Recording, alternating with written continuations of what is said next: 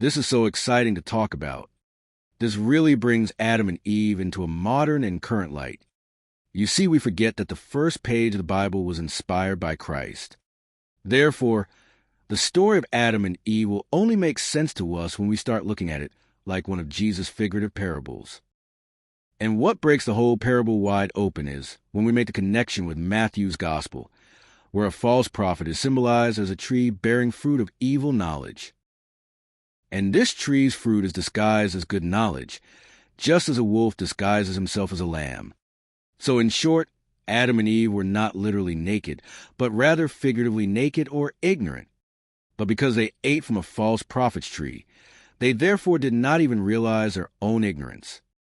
Now, when they did realize this figurative nakedness of theirs, they then felt great shame. But rather than having others see them as fools, they started telling lies in order to cover up their mistakes. These lies are symbolized by the fig leaves, which are basically a pathetic attempt to cover blatant and obvious negligence, just as a real fig leaf would be a pathetic attempt to cover yourself if you were actually naked without any clothes on. This is what brings Adam and Eve into our current world, as we are and have been for some time, inundated with obvious and blatant cover-ups in the highest places of government, business, and, I hate to say, religion. So ultimately, we can see why God so desperately wanted Adam and Eve to stay away from the tree of knowledge, as the tree of knowledge was merely a symbol for one of Satan's false prophets.